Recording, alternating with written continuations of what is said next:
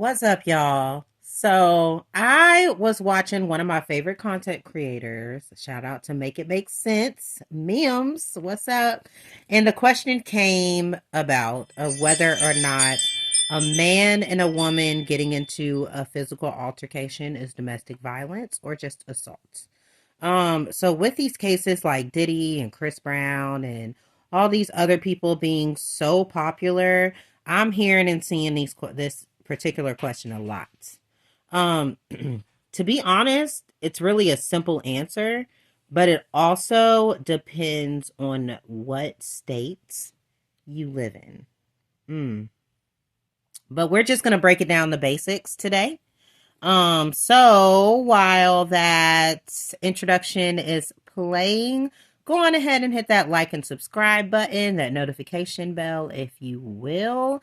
Let the YouTube gods know that I'm here. And I'll be right back. We're going to dig into it. Let's go.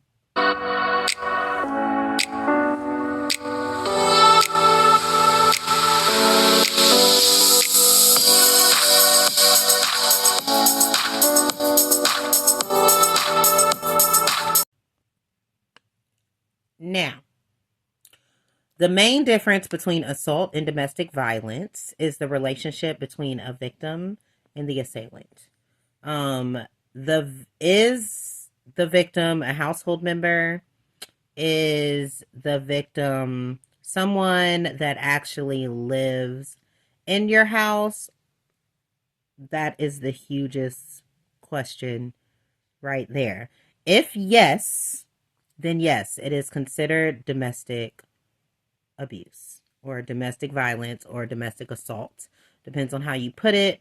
I will go on ahead and say that domestic abuse and domestic violence is basically the same thing. Just keep in mind that the word violence and the word abuse sometimes differ. Domestic abuse could be emotional, financial, physical, mental, coercion, all kind of stuff, right? Violence is violence.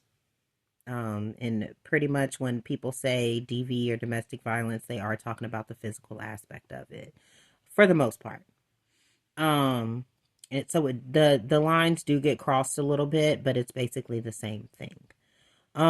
But anyways, some states even consider it to be domestic abuse or domestic violence if the household member is not currently living in your home but previously lived in your home. There is time frames to that, so you can't say my ex-husband who stayed at my house 3 years ago abused me. Yes, that is your ex-husband, but in most states, because he has not lived with you, um sometimes it wouldn't be considered domestic violence. Um, but like I said, some states like South Carolina do consider ex-spouses that previously lived in the home, ex-boyfriends that previously lived in a home, even mothers, fathers, sons, brothers, cousins. You already know the drill. Domestic abuse is domestic abuse. A lot of people only acknowledge it if you live together or if you're a family member, right? All right. So most states, domestic violence has much harsher punishments for abusers than a regular assault charge. For example, South Carolina, the minimum sentence for domestic violence is 90 days in jail, whereas the maximum sentence for assault is 30 days in jail. So you abuse somebody that's a household member or ex-household member, you get 90 days in jail off rip. Period. Um you just assault somebody on the street, you get 30 days in jail. All right. Now, in some states, abusers don't have to be household members. In Washington, D.C., the perpetrator could be a roommate, a romantic partner, or even your ex's new girlfriend or new boyfriend. Ha, I like DC because sometimes these new girlfriends and new boyfriends will still try and fight you. And I like the fact that that is actually a domestic violence charge. DC is not the only state, but that's the one that I wanted to point out. Um, in places like Washington, D.C. and Oklahoma, the actual relationship of the victim and the perpetrator makes more of a difference on how the perp gets sentenced.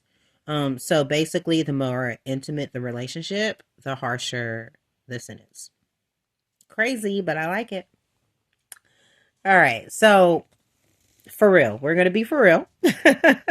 The best thing that you can do is research your laws for your state, your county, your city.